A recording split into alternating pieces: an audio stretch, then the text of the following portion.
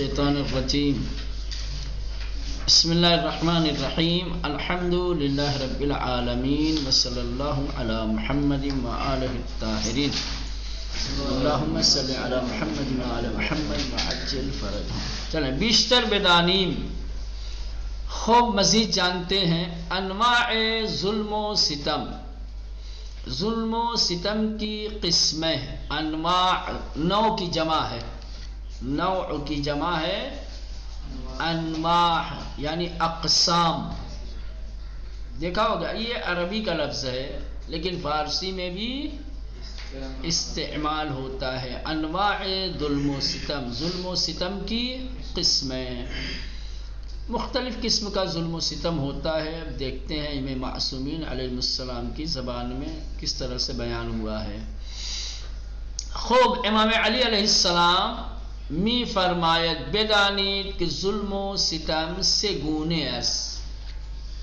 امیر المومنین علی ابن ابی طالب علیہ السلام فرماتے ہیں کہ جان لو کہ ظلم و ستم کی 3 قسمیں ہیں. یہ اب فارسی آ گیا گونے سے گونے اس 3 قسمیں.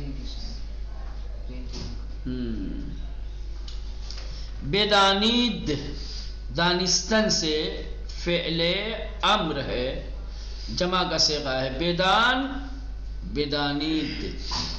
بدانید جان لیجئے کہ ظلم و ستم سے گونے اس 3 قسم کا ہے, 3 طرح کا ہے. نمبر 1 ظلمی کہ ہرگز بخشیدے نمی شود. ایسا ظلم کہ جو کسی بھی صورت میں بخشا نہیں جائے گا, معاف نہیں ہوگا.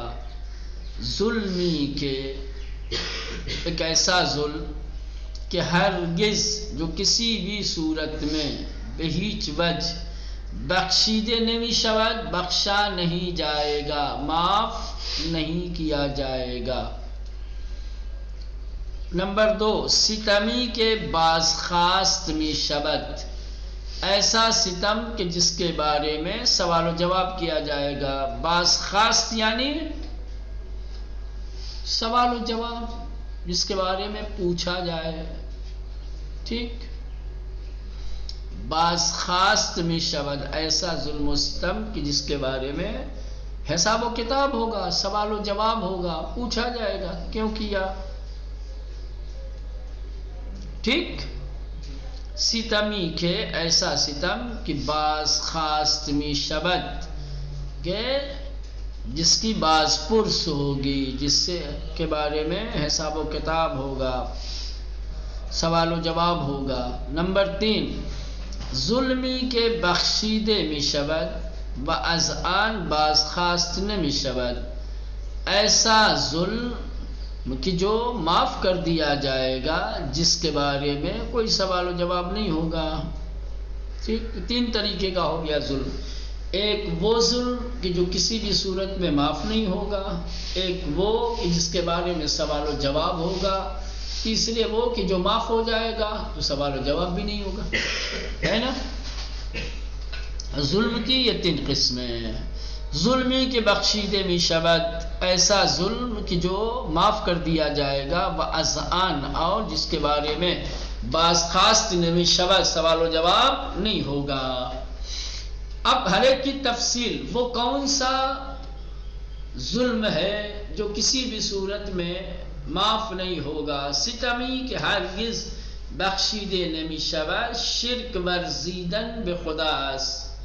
کہہ رہے کہ جو ستم کسی بھی صورت میں بخشا نہیں جائے گا وہ خدا کا شریک قرار دینا ہے. شرک ورزیدن, شرک کردن, ورزیدن یعنی کردن, ورزیدن بے معنی ہے شرک کردن بے خدا, خدا کا شریک قرار دینا کسی کو. شرک ایسا ظلم ہے کہ جو کسی بھی صورت میں معاف نہیں ہوگا. قرآن مجید کی آیت بھی ہے کہ اللہ تعالی ہر غلطی, ہر خطا اور ہر گناہ کو معاف کر دے گا سوائے شرک کے.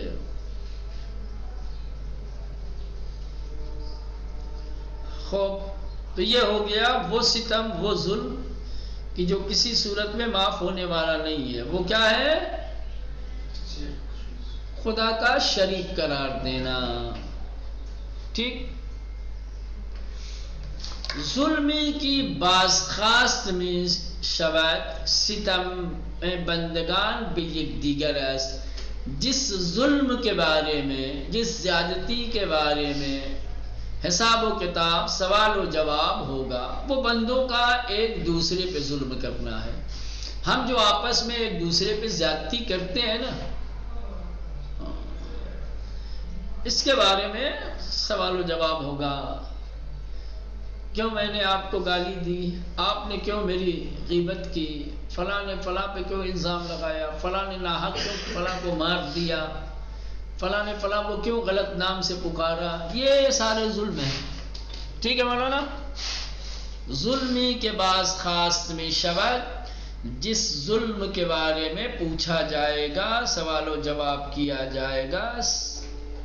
خوب ستم بندگان به یکدیگر است. بندوں کے ایک دوسرے پر ظلم و ستم ہے. ستم بندگان، بندوں کے ستم، به یکدیگر، ایک دوسرے کے ساتھ، ایک دوسرے پہ جو ظلم کرتے ہیں، اس ظلم کے بارے میں سوال و جواب ہوگا. بس ظلمی کی بخشیده می شود ستمی است که بنده با انجام بعضی از گناهان کوچک به خود روا می دارد. جو ظلم اور جو ستم معاف کیا جائے گا، بخشا جائے گا، یہ وہ ستم ہے کہ جو بندہ بعض وقت چھوٹے چھوٹے گناہ کر دیتا ہے. یہ ہے گناہ صغیرہ، جو انسان سے بسا اوقات سرزد ہو جاتا ہے. گناہ ظلم ہے. کیا ہے؟ قرآن نے گناہ کو ظلم قرار دیا ہے، ظلم سے تعبیر کیا ہے. ٹھیک. یہ جو گناہ صغیرہ انسان سے سرزد ہوتے ہیں، یہ معاف کر دیے جائیں گے. ٹھیک. ظلم کے بخشیدے میں شود، وہ ظلم کہ جو معاف کر دیا جائے گا. ستمی، یہ وہ ستم ہے کہ بندے با انجام بعضی از گناہان کوچک، کہ انسان بعض چھوٹے اور صغیر گناہوں کو جو انجام دینے کے لیے بے خود روا میدارد، اپنے لیے کیا ہے؟ جائز سمجھتا ہے یا اپنے آپ کو اجازت دیتا ہے. بعض چھوٹے گناہ کہ جس کو انسان اپنے لیے کیا ہے؟ حلال سمجھتا ہے. حلال سمجھتا ہے معنی ہے کہ جس کا مرتکب ہوتا ہے. بعض ایسے چھوٹے گناہ کہ جس کا انسان مرتکب ہوتا ہے، یعنی گناہ صغیرہ. انسان جو گناہ صغیرہ انجام دیتا ہے، وہ ایسا ستم ہے کہ جو معاف کر دیا جائے گا. ٹھیک. پرہیز از کمک به ستمگر، کہنے کہ ظالم کی مدد کرنے اور اس کا ساتھ دینے سے پرہیز کرنا. اس سے پہلے تاریخ کی کتاب میں بھی آپ نے پڑھا تھا، وہ صفوان جمال والا آپ لوگوں کو قصہ یاد ہوگا، اسی کتاب میں پڑھا تھا کہ تاریخ اسلام. جی اس میں بھی پڑھا تھا، فارسی میں بھی، جی، کہ کس طریقے سے امام نے ایک تصمیم، یہ عنوان تھا نا درس کا، یاد آیا؟ ہاں، ایک تصمیم جس میں امام نے صفوان جمال کو کیا ہے منع کر دیا تھا کہ ہارون رشید کو اپنا اونٹ کرائے پر مت دینا، کیونکہ تمہارا یہ عمل کیا ہے؟ یہ چند روز کی وہ جائے اور واپس آ جائے، یہ چند دن اس کی زندگی کی امید اور آرزو کرنا ہے. اور اتنے دن تک ایک ظالم کی زندگی کی آرزو کرنا بھی کیا ہے؟ گناہ ہے. ظلم کے ساتھ شریک ہونا ہے، ظالم کا ساتھ دینا ہے. وہاں بھی منع کیا تھا امام نے. پرہیز از کمک به ستمگر، ظالم اور ستمگر کی مدد کرنے سے پرہیز. خدا متعال در قرآن مجید میں فرمایا، خداوند متعال قرآن مجید میں فرماتا ہے کہ کسانی کے ستم کرتے ہیں وہ لوگ کہ جنہوں نے ظلم و ستم کیا ہے، متمائل نہ شوید، ان کی جانب رغبت نہ کرو، ان کی طرف متمائل نہ شوید یعنی رغبت نہ کنید، مائل نہ شوید، متمائل نہ شوید، مائل نہ شوید، رجحان نہ کنید، متوجہ نہ شوید، ان کی طرف رخ نہ کرو کہ آتش دوزخ به شما میرسد، کہ جہنم کی آگ تم تک پہنچے گی۔ اگر ظلم کرنے والوں کی طرف تم نے رخ کیا، ان کی طرف مائل ہوئے، تو جہنم کی آگ تمہاری طرف رخ کرے گی۔ بدر برابر خدا برائے شما دوستانی نخواہد بود، اور خدا کے مقابل میں تمہارے لیے کوئی دوست نہیں ہوگا۔ بدر برابر خدا اور خدا کے برابر میں برائے شما تمہارے لیے دوستانی نخواہد بود، کوئی دوست نہیں ہوگا۔ سر انجام یاری نہ خواہی شد، اور آخر کار تمہاری کوئی مدد نہیں کی جائے گی۔ دیکھ رہے ہیں کتنی بڑی تہدید ہے اور کیا انجام ہونے والا ہے ان لوگوں کا جو لوگ ظالموں کا ساتھ دیتے ہیں۔ آتش دوزخ اس کی طرف رخ کرے گی، ٹھیک، خدا کی ولایت سے دور ہو جائے گا، کوئی اس کا ناصر و مددگار کل قیامت کے دن نہیں ہوگا۔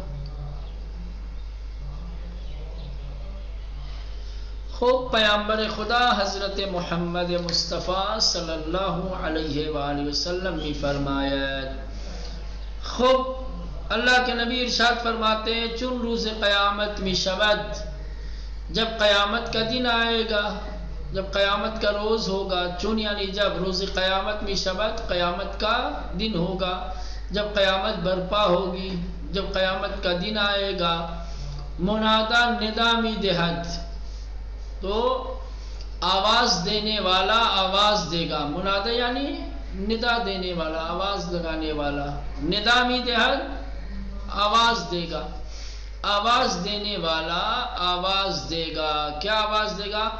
کجائیں ستمگران و یاران انہا، کہاں ہیں ظلم کرنے والے اور ان کے ساتھی؟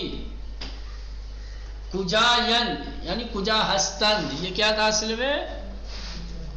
کجا ہستند، ہستند کا نائب لائے ہیں، کجا یند کہاں ہیں، ٹھیک، ستمگران ظلم کرنے والے، و یاران انہا اور ان سے یاری دوستی رکھنے والے، ان کا ساتھ دینے والے، ان کی دواتی برائے آنان آمادہ کر دے، جن لوگوں نے ان ظالموں کے لیے دوات آمادہ کی ہے۔ ہاں لو لکھ دو، کسی کے خلاف پھانسی کی سزا لکھ دو، کسی کا مال ضبط کرنا ہے، لو یہ خالی دوات لا کے رکھ دی ہو سامنے، دواتی برائے آنان آمادہ کر دیں، ان کے جس شخص نے دواتی کوئی ایک دوات برائے آنان ان کے لیے یعنی ظالموں کے لیے آمادہ کر دے، آمادہ کی ہو، تیار کی، ان کے سامنے لا کر کے رکھا ہو، پیش کیا ہو، یا سر کی سیرہ برائے آنان بستے است، یا کسی بوری کا منہ ان کے سامنے بند کر دے، کہتے کس کو باندھ دو بھائی، یا سر کی سیرہ، یا کسی کیسا یعنی کسی بوری کا منہ، سر یعنی منہ، سرا کیسے یعنی گونی بوری، یا سر کی سیرہ یا کسی بوری کے منہ کو، سرے کو، برائے آنان ان لوگوں کے لیے ظالموں کے لیے بستے است باندھا ہو، و یا قلمی برائے آنان در مرکب فرو بردے است، یا قلم کو ان کے لیے روشنائی میں خالی ڈال دیا ہو، کہ وہ بیچارے کو زحمت نہ ہو، روشنائی ہمیں ڈال، قلم میں روشنائی لگا کے، یعنی یہ توجہ دلا رہے ہیں کہ یہ معمولی معمولی کام، یہ چھوٹا چھوٹا کام، بڑی کام کی تو چھوڑو، کسی کی گردن مار دی ہو، کسی کے گھر میں آگ لگا دی ہو، کسی کا گھر لوٹ لیا ہو، سمجھ رہے ہیں، یہ سب تو چھوڑو، ابھی یہ چھوٹی چھوٹی باتیں ان کے لیے قلم بنا کر کے کوئی دے دے، قلم دوات میں ڈال دے، ان کے لیے کوئی بوری کا ایک منہ باندھ دے، یا قلمی برائے آنان، یا کوئی قلم ان کے لیے در مرکب فرو بردے اس سیاہی کے اندر ڈالی ہو، پس آنان رانیز با ستمگران محشور کنید، اس ان لوگوں کو بھی ظالموں کے ساتھ محشور کریں گے، یہ بھی انہی کے ساتھ محشور ہوں گے۔ بڑی بات ہے بھائی،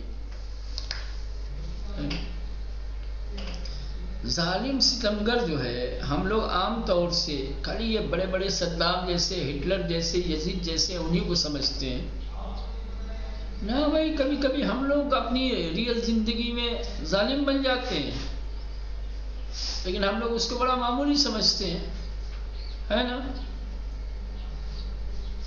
ہم لوگ معمولی سمجھتے ہیں، کسی ایک کمزور لاچار اور جس کا کوئی مدد کرنے والا نہیں ہو، اس کے اوپر زیادتی کرتے ہیں۔ اب چونکہ وہ معاشرے کا، سماج کا بیچارہ کچلا ہوا انسان ہے، معمولی انسان ہے، اور جو ظلم کرنے والا ہے وہ قوم کا بڑا ہے، مشہور ہے، نامور ہے نا، پیسے والا ہے، ثروت مند ہے، تو بجائے یہ کہ لوگ اس مفلس کا، ناچار کا ساتھ دیں، اس کا ساتھ دیں گے، بڑا اچھا کیا، اپیٹنا چاہیے تھا۔ یہ بھی ظلم ہے بھائی، ظلم ہے نا، چاہے یزید کرے چاہے میں کروں، کیا فرق ہے؟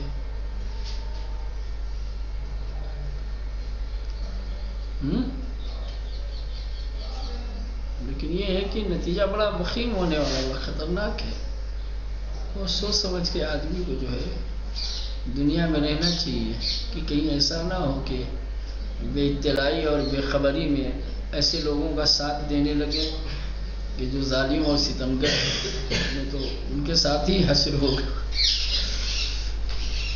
چلے، امام صادق علیہ السلام دربارے آئے، وبکسانی کی ستم کرنے متمائل نشوی۔ چھٹے امام جعفر صادق علیہ السلام اس آیت کے بارے میں، کون سی آیت؟ یہ بکسانی کے ستم کر دے انت متمائل نشوید، کہ جن لوگوں نے ظلم و ستم کیا ہے ان کی طرف رغبت نہ کرو، ان کی طرف توجہ نہ کرو۔ فرماتے ہیں، کیا فرماتے ہیں؟ ہر کے نزد سلطانی بے ربط و آرزو کند کی پادشاہ، دستشرا در جیب خود بے برد و چیزی بے بے بے دہد بے ستمگر متمائل شدے اس۔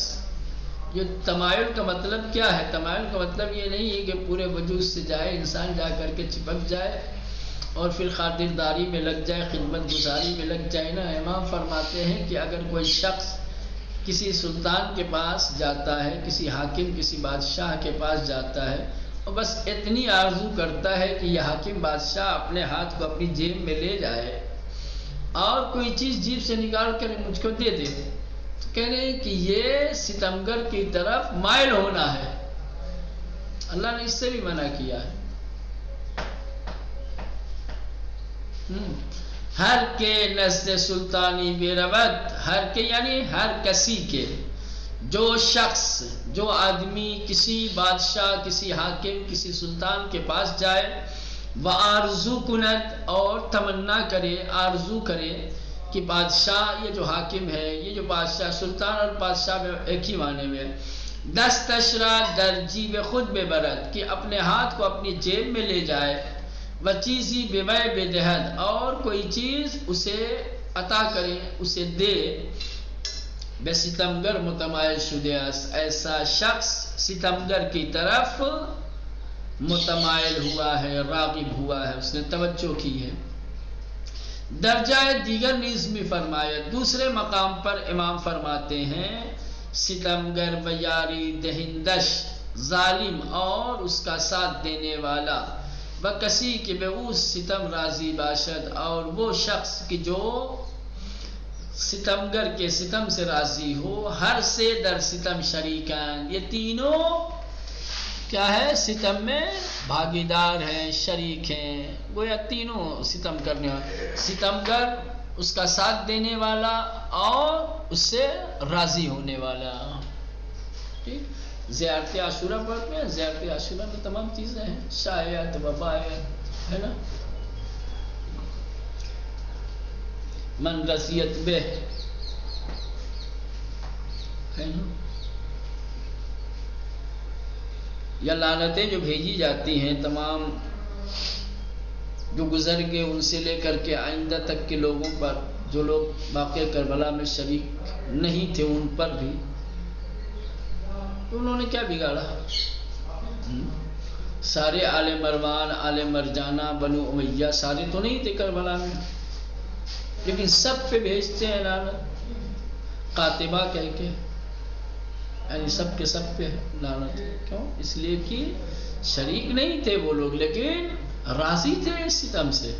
کیا تھے؟ راضی سے. تو راضی ہونے والے بھی کیا ہے ستمگر ہی ہیں. تو کربلا میں شریک اگر قابل لعن ہیں ان کے ساتھ دینے والے اگر قابل لعن ہیں تو ان کے عمل سے راضی ہونے والے بھی قابل لعن. چلیں یہ ہو گیا اب درس 20 انشاءاللہ تعالی کل. ٹھیک.